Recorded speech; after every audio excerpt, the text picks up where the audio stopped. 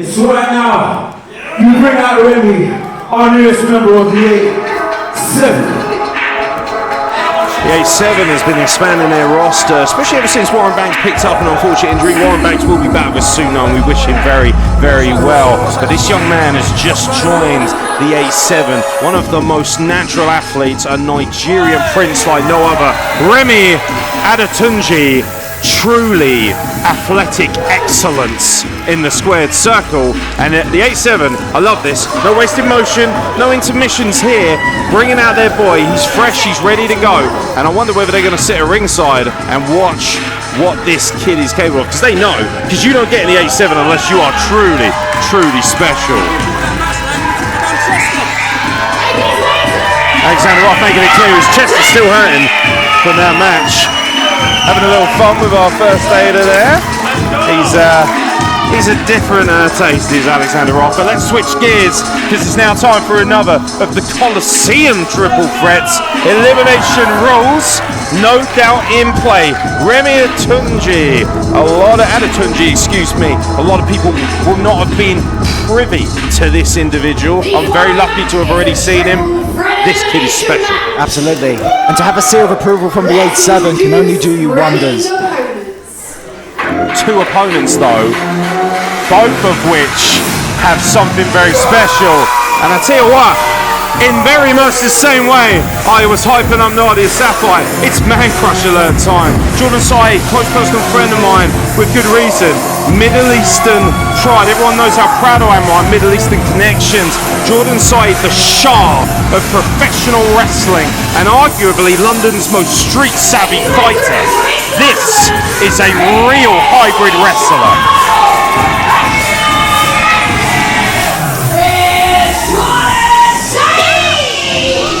And you want to talk about presence, you want to talk about prowess, and you want to talk about self-confidence. Jordan Saeed has got that in absolute bucket loads. He carries himself like a champion, he talks like a champion, and you have to imagine that he wants to be a champion. I mean, Jordan Saeed has been on my podcast, we spent time together on the road talking with each other. You know, he has made it very clear. Look, I love professional wrestling, but I love me more.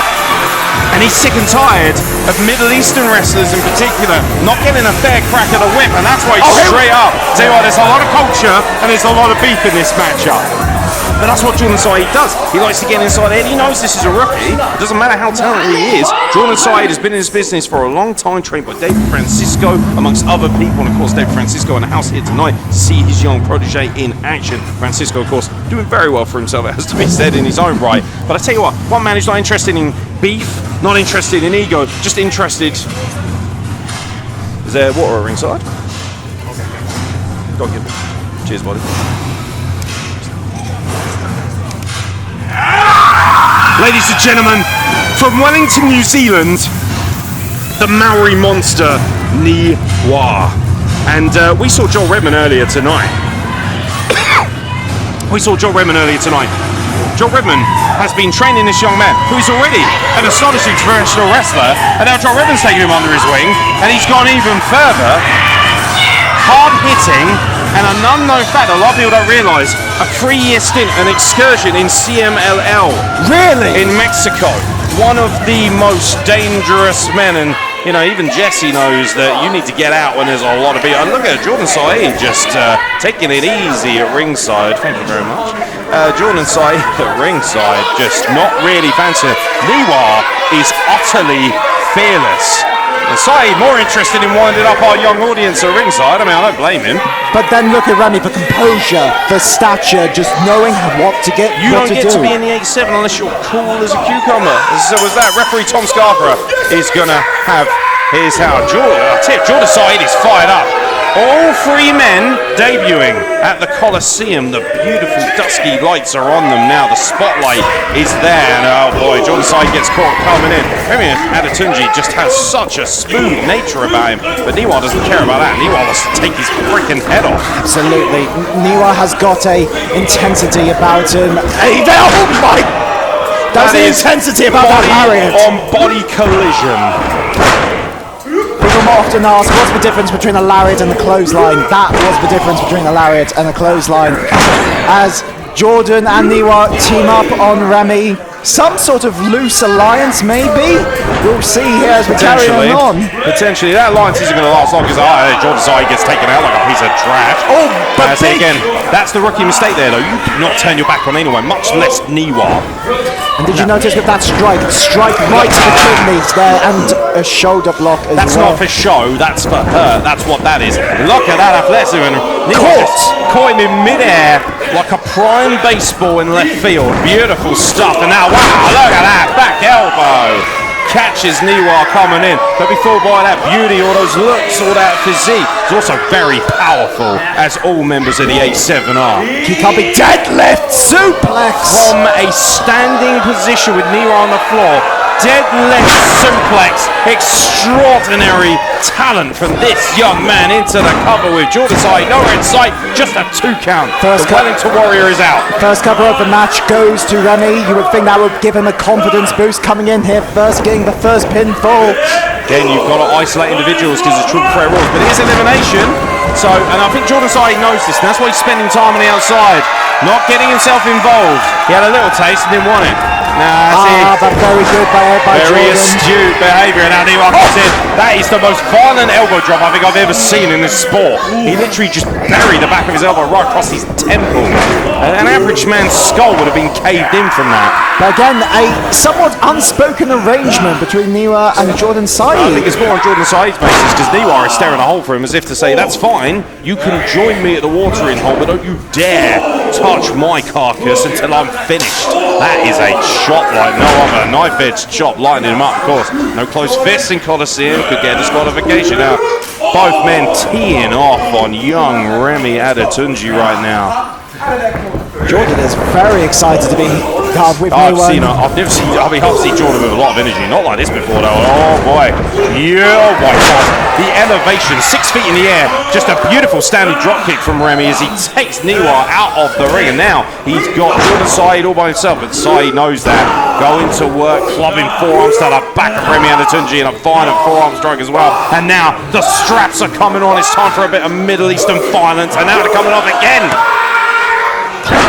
And notice for strikes onto the lower part of the back as well, you damage that you're going to have a bad time and there. Why is he doing that? Because the camel clutch is what brought him to the game. Something that everyone in the Middle East will know, Bubba. Iron Sheik made it famous and with good reason. And now Jordan Saeed, I'll tell you what, Remi Adetunji had that scouted though. You cannot afford to be trapped in that because it will be lights out. You will fade away at the camel clutch. And now Remi, I mean, we've seen the kind of power and the kind of athleticism, but look at this. Just deadlifting 250 pounds of Jordan Saeed and tossing him across the ring.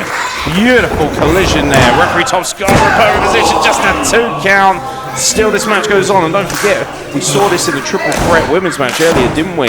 Immediately after one elimination came another. It doesn't guarantee the match is going to keep going forever and ever. You've got to have your head on a swivel. Absolutely, absolutely. It's a exercise in energy reservation and knowing when to do a pinfall. Oh, look out, Niwa is just primed and ready.